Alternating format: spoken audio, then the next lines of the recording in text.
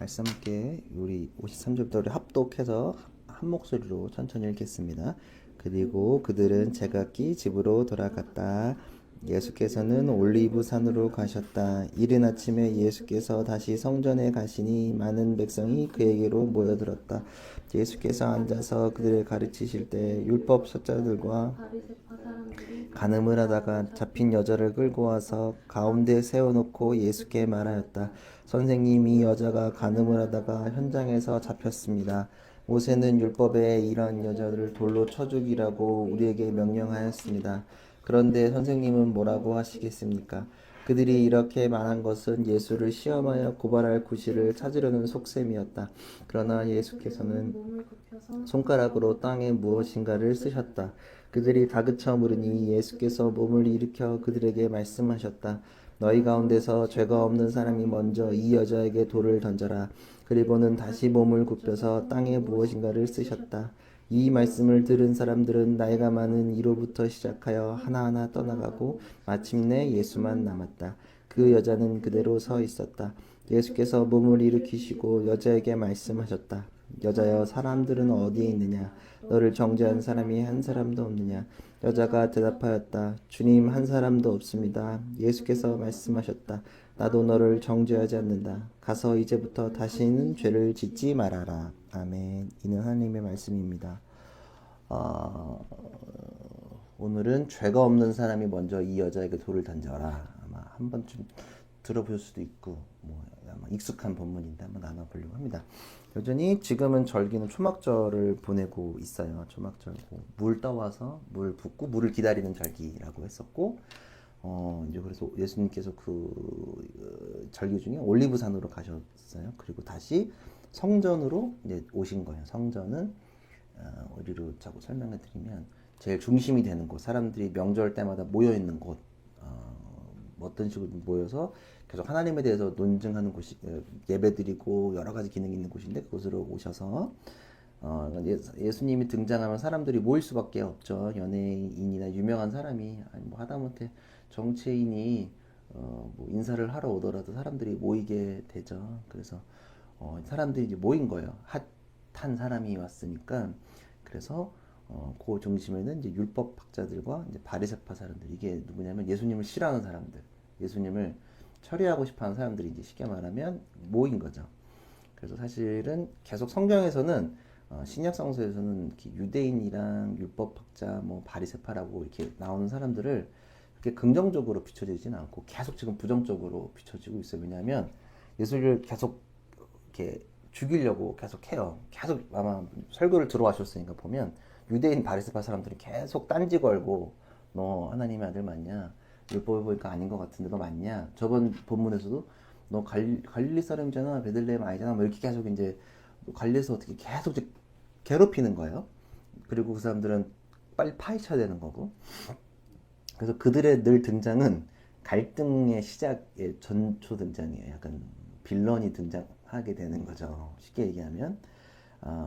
그래서 오늘 본문을 보면 이른 아침에 예수께서 다시 성전에 가시니 많은 백성이 그에게 모여들었다. 예수께서 앉아서 그들을 가르치실 때 보통 이제 랍비들, 지금도 랍비들이 있어요. 유대인들은 율법을 가르치는 사람들이 있는데 선생님이라고 불러요. 율법을 가르치는데 요 사람들을 가르칠 때는 꼭 이렇게 앉아서, 그래서 가르치실 때는 율법 이제 랍비 같이 이제 앉아서 가르치시는 거예요. 그래서 사람들이 이제 모이겠죠. 듣고 싶으니까. 사실 우리가 유튜브에 유명한 이제 철학자나 어떤 교수님들 말씀 들으려고 유튜브 막 클릭하잖아요. 똑같아요. 지금은 유튜버는 없는 거고 사람들이 막 모인 거죠. 그거 듣고 싶으니까 뭐라고 하는지. 이거를 글을 가르쳐 줬는데 3절에서 4절 가르치는 것 중에 이제 빌런들이 등장하는 거예요. 3절 이걸 보시면 율법 학자들과 바리새파 사람들이 간음을 하다가 잡힌 여자를 끌고 와서 가운데 세워놓고 예수께 말하였다. 선생님, 이 여자가 간음을 하다가 현장에서 잡혔습니다. 모세는 율법에 이러한 여자들을 돌로 쳐 죽이라고 우리에게 명령하였습니다. 그러자 선생님은 뭐라고 하시겠습니까? 조금 이제 좀 심상치가 않죠. 그러니까 사람들은 간음하다가, 간음이 무슨 뭔지 알죠? 이렇게 남자랑 불륜이 된지 뭔지 모르겠어요. 간음의 종류도 많으니까. 간음에 잡힌 여자를 끌고 왔고 이제 예수님께 질문을 던지는 거예요. 그리고 율법에 대한 해석을 요구하는 거예요. 근데 사실 이게 순수하게 질문이라기보다는 이제 좀 함정에 빠뜨리려고 하는 작전인 거죠. 그러니까 6절 앞쪽만 볼게요. 전반절만 보면 그들이 이렇게 말한 것은 예수를 시험하여 고발할 구실을 찾으려는 속셈이었다라고 하는 거예요. 이거 좀 괴롭히려고 하는 거예요. 혹시 범죄와의 전쟁을 영화 보셨어요? 범죄와의 전쟁 짤도 많고 하정우 나오고 근데 안 보셨어요? 혹시 정훈이 범죄와의 전쟁 보셨어요? 저는 잘 제대로 못 봤어요. 그래서 혹시 짤이 기억나시는지 모르겠어요. 이게 명분이 하정우가 최민 시간 때 명분이 없다 아닙니까? 명분 이거 짤 보신 적 있어요? 네네. 그래서 조폭이라서 이 나이트 클럽을 접수하고 싶은데 명분이 없다는 거예요. 명분이 없어서 자기 건달은 명분이 있어야 싸운다. 그래서 최민식이 명분을 만들어주러 가요. 그래서 자기가 일부러 거기를 싹 긁어가지고 맞고 가요. 최민식이 맞고 오거나 이렇게 해서 그때 이제 명분이 생긴 거야. 우리 식구가 얘네한테 맞았다. 그래서 하정우가 막 이거 알죠? 막 들어가자 이러면서 이제 그 김성균이 머리 막 연장 들고 가잖아요. 이게 뭐냐면 명분을 최민식이 그 얘기를 듣고 명분을 만들어줘요. 나 맞고 왔다. 그래서 이제 하정우가 옳다거니 해가지고 가서 막 김판호가 조진웅 배우 막 맥주병으로 머리 깨가지고 그 나이트클럽 막 갑자기 걔네가 막 다 가져가잖아요. 그냥 뺏어버리잖아요.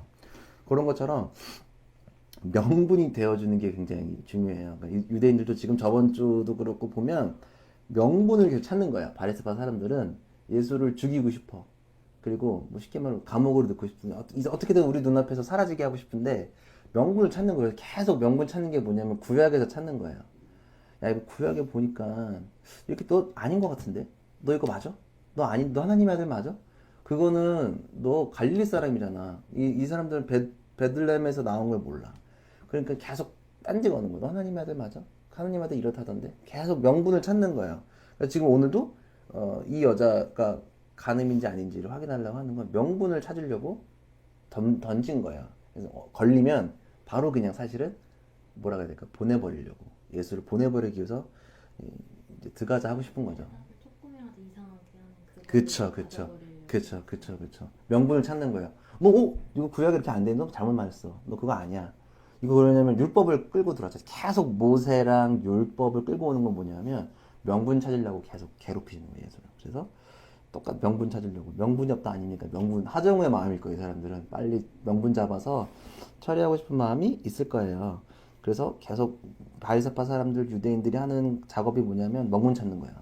저번 주부터 계속 모세가 어쩌고 율법이 어쩌고 이거는 명분 찾으려는 거예요. 그래서 청문회에서 보면 정치 이렇게 보면 이렇게 괴롭히잖아요. 그리고 함정적인 질문들을 막 던져요. 그리고 잘못 물으면 막 그 여당이든 야당이든 아주 그냥 사실 말로 막 우리말로 하면 좀 세게 말하면 줘 팼나 그러잖아요. 그냥 가둬놓고 막 때리는 느낌으로 막 던져요. 그런 거 막 유도해요. 옛날 그런 거에 막 국민들 희열을 느끼기도 하고 막 그래서 더 감동적인 것 같기도 하지만 그런 걸 명분을 찾아 빌미와 명분을 위한 걸 찾는 거예요. 사실 요 상황은 오늘 이 질문이 굉장히 난처한 거예요. 그러니까 우리 솔로몬 사건 들어보셨어요? 한 아이를 갖고 여자 그 부인 엄마 둘이서 싸우는 것들 그거 들어보신 적 있으세요? 솔로몬 애기가 누구 애기인지 애기 반 자르는 거 얘기 들어보신 적 그건 옛날 거. 그쵸 들어보셨죠? 그거를 기억해 보시면 난처하잖아요. 이거 누구 엄마야? 어떡하지? 이거를 이 엄마라 그래도 문제가 되고 A를 선택하든 B를 선택하든 문제가 되는 거잖아요. 제3의 답이 나와야 되는 거잖아요. 오늘도 마찬가지예요. 그러니까 오늘 질문은 자꾸 갈등을 부추기는 거예요. 예수를 명분 잡으려고. 그래서 여기는 뭐냐면 율법이 뭐냐면 하나님이 모세가 성경을 푼 율법 법이에요. 그리고는 오늘 로마법의 갈등을 하는 거예요. 율법으로서는 이 여자를 죽여야 돼. 근데 로마법으로는 죽이면 안 돼. 그러니까 이러지도 못하게 하고 저러지도 못하게 하려고 계속 만드는 거예요. 엄청나게 예수님이 계속 공격받으세요. 바리새파 사람들한테는.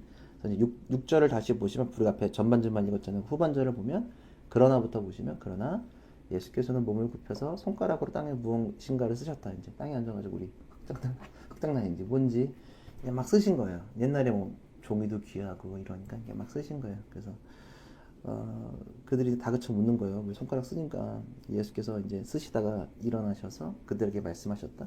너희 가운데서 죄가 없는 사람이 먼저 이 여자에게 돌을 던져라. 질문을 던지신 거예요.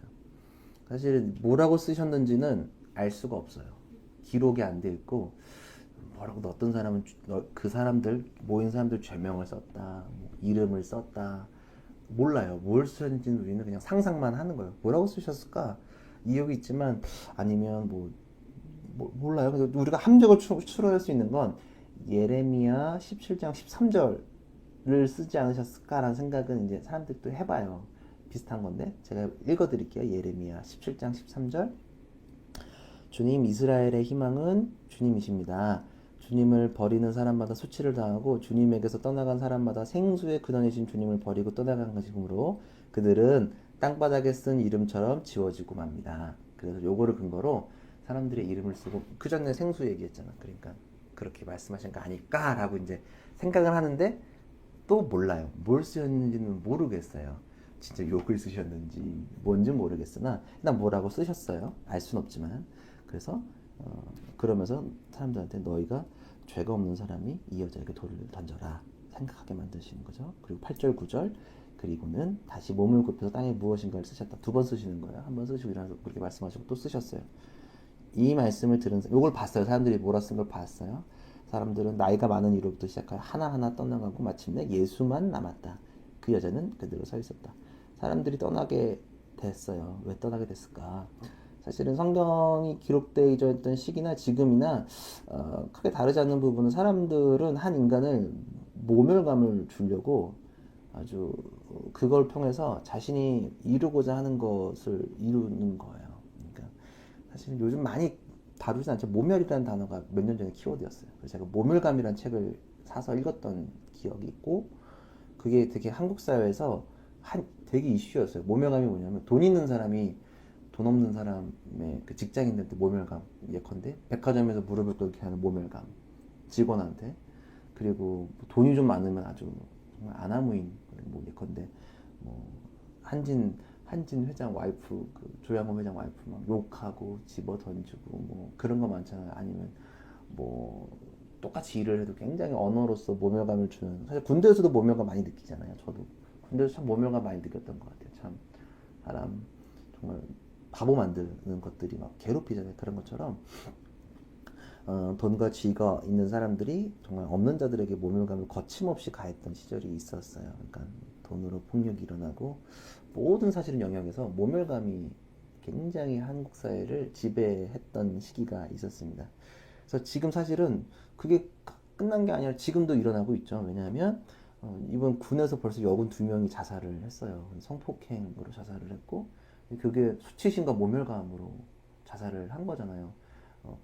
보고를 했고 처리는 안 되고 근데 가해자한테 다시 가서 뭔가를 얘기를 들어야 되고 또 2차 가해, 3차 가해가 이루어지는 그 안에서 그녀들이 느꼈던 건 아마 엄청난 모멸감이지 않았을까라는 생각을 해요. 그러니까 모멸감은 자신의 목숨을 끊을 수 있게끔 자신의 생명을 포기할 만큼 엄청난 고통인 것 같기도 합니다. 제가 이 어마어마한 모멸감을 느꼈는지 아니면 제가 잊혀 지나갔는지는 모르겠지만 모멸감이라고 생각하면 굉장히 어렵죠. 그래서 남자들 게임 할 때 모멸감 많이 주잖아요. 부모님 욕하는 거 모멸감을 주는 거예요. 쉽게 얘기하면 굴욕을 주는 거예요. 근데 그러나 가해자보다 피해자가 지속적으로 더 주목받고 피해받게 돼요. 이 모멸감 같은 거는. 그래서 오늘 사태도 마찬가지예요. 사실은 이렇게 잘 보면 간음은 혼자 하는 게 아니에요. 근데 남자는 어디 없어요. 여자만 덩그러니 남았고 정말 피해자만 남았어요. 이게 남자가 가했는지 뭐 어디 있는지는 모르겠으나 남자는 또 도망갔고 약자인 여자만 남아서 또 이렇게 고통받고 있죠. 아마 이 시대에 사회적 분위기를 미루어 짐작할 수 있죠. 지금 이슬람권에서도 여자만 완전히 뭐 달달 뭐 이슬람도 또 다 달라요. 근데 보수적인 이슬람들 여전히 그런 어떤 폭력이 일어나고 있는 거죠. 정치권 뉴스를 보더라도 모멸감을 주기 위해서 엄청나게 지금도 모멸감을 주고 있는 재판들이 몇 개 있어. 제가 많이 예민해서 말하지 못하지만 한 가족을 모멸감으로 밀어넣는 어떤 특정한 세력이 그렇게 모멸감을 주기도 하고 예컨대 예를 들어서 LH에 사는 것들 뭐 휴면거제 뭐 이런 얘기들 막 하고 뭐 요즘에 어린애들은 아빠 차가 뭔지 다 안다면서요. 비싼 건지 싼 건지 그걸로 서로 모멸감을 아이들부터 그렇게 주기도 하고 어떻게 아파트 사는 걸로 뭐라 그러고 근데 또 모멸감을 주는 그 아파트가 엄청 비싼 아파트도 사실은 아니고 약간 별거 아닌 어쩌면 함께 할 수 있지만 선을 긋고 서로를 공격하고 사람들에게 모멸감을 일으키는 것들 근데 예수께서는 그런 모멸감, 혐오와 모멸의 시선에서 예수님 전환시켜요. 사실은 예수님이 하셨던 행동들 잘 지금 보면 여인에게 갖춰진 시선을 당신에게 이끄세요. 그러니까 뭐냐면 여인을 바라보는 거를 앉으시고 땅에 무언가를 쓰시면서 자신을 좀 보게 하시고 그 다음에 어떻게 하시죠? 다시 그 모멸감을 행사했던 그 사람들에게 던지시죠. 그리고 다시 그 사람들은 그 시선을 자기 내면을 돌아보게 되는 거예요. 오늘 그래서 시선이라는 찬양을 불렀던 거고 10절을 보면 예수께서 몸을 일으키시고 여자에게 말씀하셨다. 여자여 사람들은 어디에 있느냐? 너를 정죄한 사람이 한 사람도 없느냐? 여자가 대답하였다. 주님 한 사람도 없습니다. 예수께서 말씀하셨다. 나도 너를 정죄하지 않는다. 가서 이제부터는 다시는 죄를 짓지 말아라. 여인과 주님은 마주보게 되는 거예요. 사람들은 여인과 마주보려 하지 않았고 완전히 굴욕적으로 땅바닥에 주저앉아서 돌로 쳐 죽이려고 했지만 사람들의 혐오했던 사람들이 미워했던 그 사람을 주님은 마주보고 사랑하는 시선으로 보게 되고 그를 용서하게 되는 거죠. 그리고 그녀를 바라봤던 시선들은 사라지게 되는 거죠. 주님께서 이 시선의 전환을 통해서 자신을 돌아보게 했고 또 그녀를 더 이상 혐오하게 하는 사람들이 사라지게 만드는 거죠. 그러니까 타인을 비난하기에 앞서서 자신을 돌아보는 성찰의 힘을 우리는 사실 많이 듣고 알고도 있어요. 근데 잘 안 되는 부분이기도 합니다. 그러니까 단순히 용서하는 거 네가 참아라가 아니라 나를 볼 수 있는 눈이 참 정말로 중요한 것 같아요. 그래서 믿음 안에서 용납하고 사랑하고 환대하는 것들을 우리가 할 수 있는 거예요. 그러니까 여기에 죄인이 오더라도 전에 저 전도한 얘기 한번 했었는데 만약에 전도한 지금도 그러고 있는데 진짜로 주님 앞에서 회개를 한다면 우리는 어떻게 반응할 수 있을까? 그럼 그때 그 성경의 사람들처럼 내가 평가하고 용서 못할까? 근데 만약에 이거를 보면 주님이 이 자세를 보면 만약에 주님 앞에서 회개를 한다면 진실로 만약에 한다면 용서 같이 할 수 있을까라는 질문을 던져요. 성경은 하라고 하겠죠. 근데 우리는 고민이 되는 것도 있습니다. 나를 또 바라보게 되고 그래서 교회에서는 비판과 비난보다는 사랑과 용납을 얘기하게 되는 거죠. 근데 요즘 교회에서도 사랑과 용납이 많이 사라지기도 했습니다. 그게 조금 아쉽기도 하죠. 그러나 여기서 질문을 던져요. 그러면 무조건적으로 용서하면 죄가 사라질까? 이 얘기 불편하잖아요. 무조건적으로 저 사람 용서할 수 있을까? 그러나 예수님의 용서는 그런 게 아니에요. 그러니까 용서는 관용하고 동의어가 아니고 용서받았다고 해서 죄가 중요하지 않는다는 것이 아니에요. 정반대예요. 용서는 죄가 중요하다는 거예요. 그러니까 그래서 예수님은 용서와 더불어서 다시는 마지막 절에 보시면 죄를 짓지 말아라. 내가 지금 용서하는데 다시는 너 그러면 안 돼. 라고 용서하고 보내시는 거죠. 죄인을 용서하는 주님의 사랑을 볼 수 있고 용서는 누군가 그리고 우리가 다시 시작할 수 있는 용기를 허락하게 되는 것입니다. 그러나 유명한 영화 밀양에서처럼 밀양을 보셨는지 모르겠지만 밀양에서 보면 참 혼자만 자유로우고 그 죄에서 너무 단편적인 그 죄에 대한 지적인 거거든요. 오늘 아마 여기서 그런 걸 비추어 생각할 수 있을 것 같아요. 죄를 용서받았거든요. 또 어떤 일이 있건 근데 다시는 그 죄를 짓지 않는 것이 우리에게 필요하고 우리에게 그 노력도 수반되어야 하는 거예요.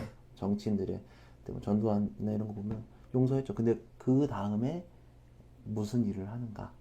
내가 용서받았다 끝. 나 이제 자유롭게 살 거가 아니라 그래서 재산을 환원하고 아니 할 수 있는 일들을 해내고 또 용서받고 용서를 구하는 일들을 우리가 기다리고 있는 거고 사실은 일본에게서도 우리가 기대하는 것들이 죄를 인정하고 그다음에 그 죄에 대한 어떤 어떤 제스처나 뭐 보상이라든가를 요구하고 있는 건데 그 사람들 지금 이게 싫다고 하는 거예요. 정말 이렇게 아직도 여전히 그러고 있는 거죠.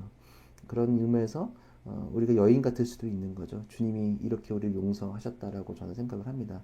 물론 죄사함이라는 것이 두 가지예요. 첫 번째 큰 죄사함은 하나님과 우리가 멀어진 거. 그래서 주님이 죄사함을 통해서 우리가 환대하고 환영하게 되는 거. 요거 영상 올려드린 5 모임에 나와 있는데 이렇게 봐주보게 하는 거. 두 번째 정말로 우리가 진죄, 횡령하고 아니면 누군가를 증오하고 살인하고 이런 정말 그 다음의 일들이 났던 것 같아요. 그래서 용서와 용납이 사라졌던 시대, 그리고 관용이 사라진 이 시대, 그리고 또 모멸감과 혐오가 가득한 시대에 우리가 무엇을 품어야 할지, 무엇을 붙들고 가야 될지를 우리가 잘 기억했으면 좋겠어요. 끊임없이 우리는 용서하고 환대하고 이런 일들이 벌어져야 하지 않을까라는 생각을 하게 됩니다. 저도 그러면서 엄청 쉽지는 않은데 그래도 이 말씀을 따라 살아야 되니까 해보려고 엄청나게 노력은 하긴 해요.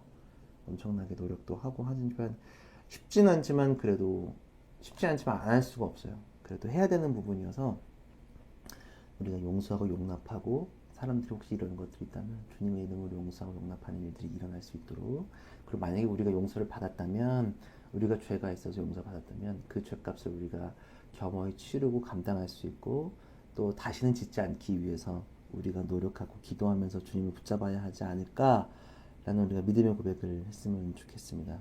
그래서 죄가 없는 사람이 먼저 이 여자에게 돌을 던져라는 말씀. 죄가 없는 사람이 이 땅 가운데 없죠.